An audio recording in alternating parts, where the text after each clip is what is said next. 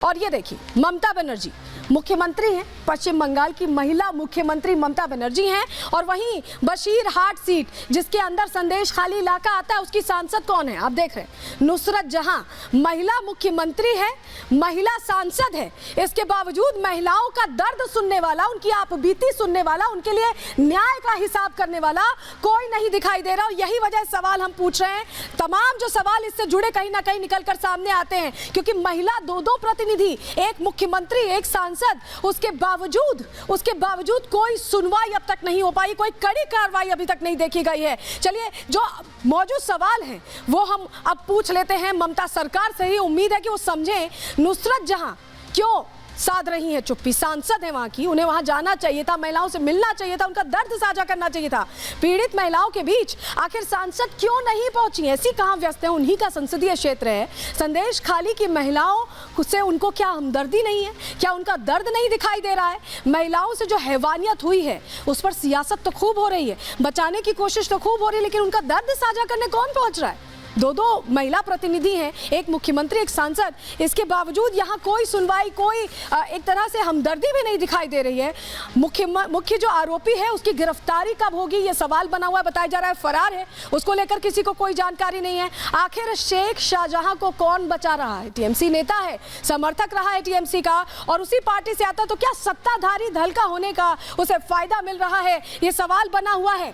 तो कैसे इस मामले ने सियासी करवट ली, अब आपको ये बता देते, क्योंकि बीजेपी टीएमसी पर आरोप लगा रही है और टीएमसी ने इसमें आरएसएस पर आरोप लगाना शुरू कर दिया है, सवाल पूछने शुरू कर दिए हैं। आपको बता देते हैं कि कैसे सियासत इस पर हो रही है, महिलाओं के दर्द पर भी अब कहीं ना कहीं टीएमसी खुद को बचाने की कोशिश करी। बीजेपी ने पहले क्या आरोप लगाए हैं हम आपको बताएं। संदेश खाली यौन उत्पीड़न मामले में जिस तरह का बवाल चल रहा है उसको लेकर देखिए, भारतीय जनता पार्टी की 6 सदस्यीय टीम, एक प्रतिनिधिमंडल पहुंचा था मुलाकात करने संदेश खाली में पीड़ित महिलाओं से, लेकिन उस टीम को रोक दिया गया, पुलिस ने रोक दिया।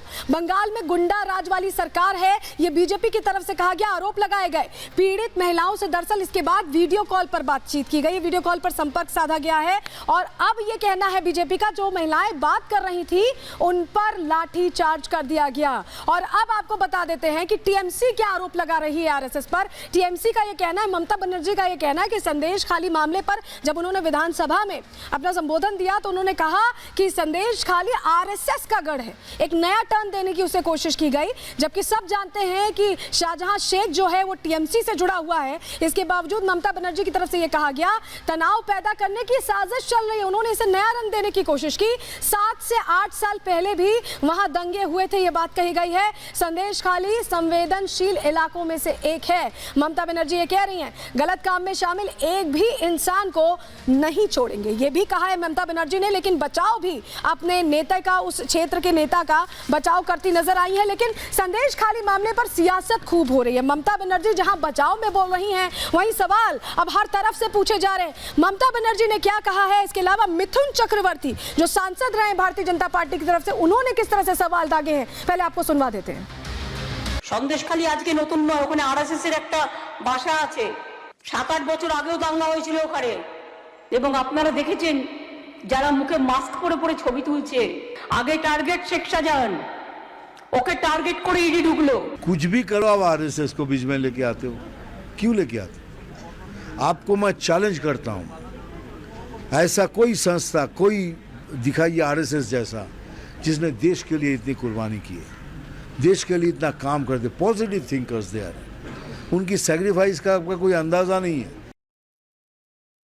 तो संदेश खाली की जो घटना है, अब इसको लेकर कहीं ना कहीं दबाव भी बनता नजर आ रहा है। लेकिन एक और तस्वीर, टीएमसी के एक सहयोगी पार्टी के एक चेहरे, ये देखिए अधीर रंजन चौधरी को आप देख रहे हैं, वो यहाँ बैठे हुए हैं। ये रामपुर में ही इन्हें रोक लिया गया है, ये भी संदेश खाली जाना चाहते थे, बीजेपी के प्रतिनिधिमंडल को पहले रोका गया और इनको भी रोक लिया गया, इन्हें भी आगे जाने नहीं दिया गया, जबकि ये भी सवाल पूछने के लिए जाना चाहते थे कि आखिर वहां क्या हुआ था। अब आपको बताते हैं जो सवाल उठ रहे हैं, कैसे अब अब ममता बनर्जी हर तरफ से घिरती नजर आ रही। सबसे पहले इस तस्वीर को देखिए, यहां आप देख रहे हैं जेपी नड्डा को बीजेपी सीधे सीधे ममता बनर्जी से सवाल पूछ रही है कि आखिर गुंडा राज जैसी स्थिति हमेशा ही पश्चिम बंगाल में क्यों बनी रहती है। नंदीग्राम याद होगा आपको, चुनावों में हंगामा होता है, बीजेपी कार्यकर्ताओं को उनके ऊपर हमला कर दिया जाता है, टीएमसी कार्यकर्ता हमला करते हैं। हर बार पश्चिम बंगाल में ये क्यों होता है, ये सवाल तो बीजेपी पूछ रही। बीजेपी तो हमेशा ही विपक्ष में रही है, लेकिन जो सहयोगी दल है कांग्रेस भी ये कह रही है। अधीर रंजन चौधरी की तस्वीर अभी हमने आपको दिखाई थी, पूछ रही है कि आखिर संदेश खाली में क्या हुआ।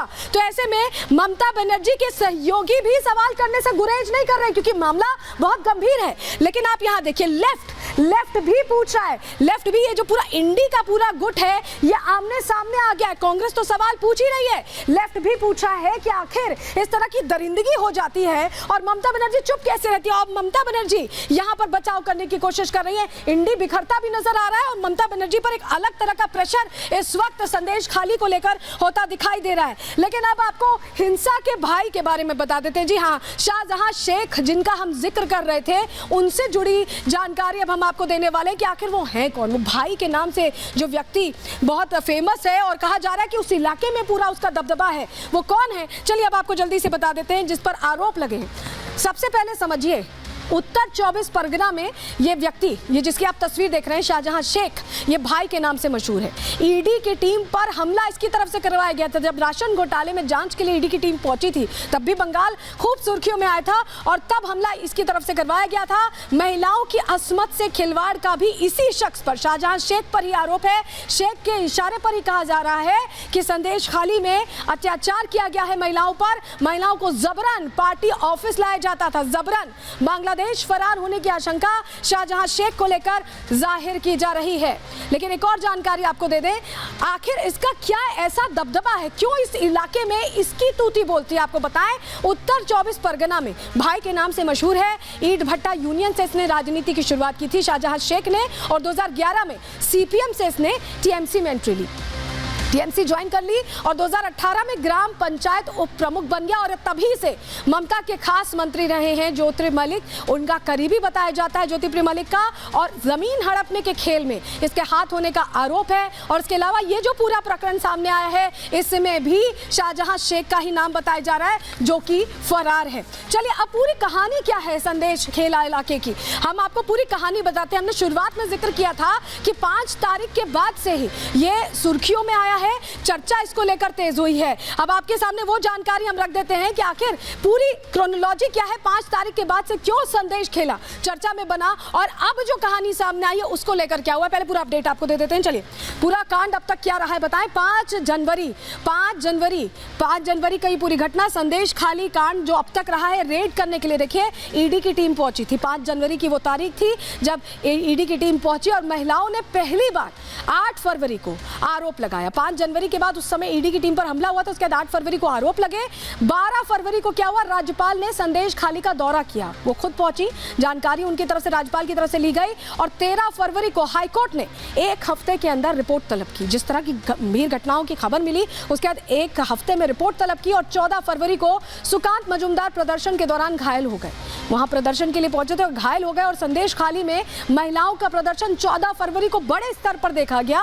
15 फरवरी को पीड़ित महिलाओं से एनसीएससी अध्यक्ष मुलाकात करने पहुंचे। जिस तरह के हालात थे, गंभीर स्थिति थी, उसको लेकर मुलाकात करने पहुंचे और अब महिलाएं वहां पर मुखर होकर बोल रही हैं। लेकिन जिस राज्य की मुख्यमंत्री महिला है, जिस इलाके की सांसद महिला है, आखिर वहां पर महिलाओं के साथ दरिंदगी हो जाती है, अत्याचार हो जाता है, हैवानियत हो जाती है, उसके बाद उसको सियासी रंग चढ़ाने की कोशिश की जाती है। ये नहीं कि उस पर तुरंत कार्रवाई हो, तुरंत मौके पर पहुंचे, महिलाएं से संवेदनाएं यहां पर व्यक्त करें, कुछ भी ऐसा होता दिखाई नहीं दे रहा है। तो ऐसे में सवाल उठना तो लाजमी है। रिपोर्ट देखिए।